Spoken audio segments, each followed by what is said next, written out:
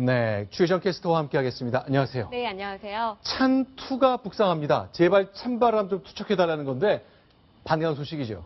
네, 그렇습니다. 오늘 광복절을 맞아서 참 정말 오늘도 너무 더운 날씨가 이어졌는데요.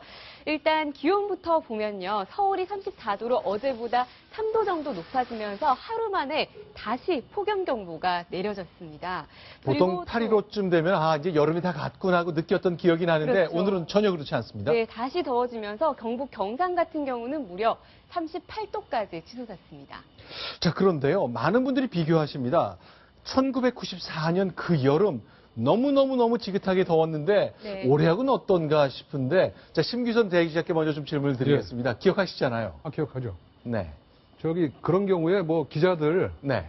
저기 그런 케이스 스터디 해가지고 네. 사회면 기사 쓰는 경우가 많죠. 그래가지고 네. 특히 밤에 네. 그 고수부지라고 둔치라고 하죠. 네. 둔치에 나가서 밤새우는. 네. 그러다 밤새면서 또 거기서 고기 구워 먹는 네. 뭐 그런 내용들이 굉장히 화제가 된 적이 많았습니다. 최희정 캐스터, 그러면 94년에 폭염, 올해보다 더 더운 건 사실 맞는 거죠? 네, 그렇습니다. 사실 18년 전이라서 저는 정확히 기억은 나지 않지만 이 네. 기상 관측 이래로 그 어느 해보다 뜨거웠던 해로 기록이 되고 있는데요. 네. 사실 올해와 비교해서 이 폭염의 기간이라든지 강도가 견줄 만한 수준이 아닙니다. 94년이 훨씬 가장 더 심했었는데요. 폭염 네. 발생 일수가 보시는 것처럼 29일입니다. 그런데 올해는 아직까지 15일이거든요. 2배가 더 긴 거죠. 그러니까 폭염이라면 33도인가요, 기준이? 33도 이상인 날이 29일이나 기록이 됐던 거죠. 아, 그런가요? 근데 저는 올해라 그런지 뭐 올해가 훨씬 더운 것처럼 느끼는데 그래도 그때는 태풍이 좀 있긴 있었네요. 네, 그렇습니다. 이 94년에 폭염 때문에 무려 3,000명이 넘는 사망자가 발생할 정도였는데 이 폭염의 결말이요. 이 의외로 이 태풍이 해결을 해줬습니다. 8월 초에 잇따라 두 네. 개의 태풍이 발생하면서 폭염을 꺾어주는 효자 노릇을 톡톡히 했습니다. 자, 94년 그때는 아주 더웠지만 당시 신문도 저희가 준비한 게 있는데요. 네네. 그때는 그렇게 더웠지만 태풍이 있어서 좀 살려줬다는 건데 그렇습니다. 동아일보 당시 일면 톱기사입니다. 찜통 서울이네요. 네, 열대야를 참다 못한 시민들이 이 새벽까지 이렇게 한강 둔치에 앉아서 더위를 식히고 있는 모습인데요. 아, 네. 새벽에도 이렇게 우리 서울 시민들이 역시 한강가로 나와서 조금이라도 더위를 잊기 위해 집에 들어갈 노력을 했군요. 생각을 안고 있다가 그 저기 기사 사진 제목에 있네. 네. 집에 들어갈 생각을 아직 안고 있다. 아, 그렇네요.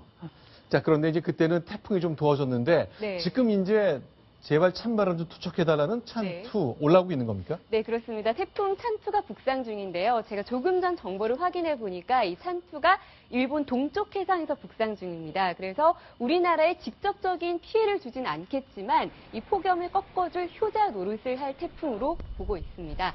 이 네. 태풍이 지금 현재로는 일본 도쿄 동쪽 해상을 지나고 있지만 이 네. 러시아로 북상을 하면서 네. 우리나라에 영향을 주지 않고 폭염을 꺾어주겠습니다. 태풍이 좀 와주면 좋은데 6호 태풍 꼰서는 이렇게 홋카이도 쪽으로 갔고 네. 자, 이번엔 7번째죠? 네, 지금 도쿄 동쪽 해상에 있지만 곧 북상을 하면서 러시아 사할린 해상으로 빠져나갈 것으로 보고 있기 때문에 네. 우리나라에는 직접적인 영향을 주지 않고요. 네. 하지만 이 북태평양 고기압을 좀 기압계의 흐름을 좀 주면서 폭염을 조금 더 꺾어주는 역할을 하겠습니다. 제발 좀 많이 불어가지고 이 뜨거운 공기 좀 위로 좀 올려줬으면 좋겠습니다. 좋겠습니다. 자, 그런데 찬투라는 게 찬바람 투척 준 말은 아닙니다만 지금 보이시는 저 꽃 이름이라는군요. 네, 캄보디아에서 제출한 꽃 이름이고요.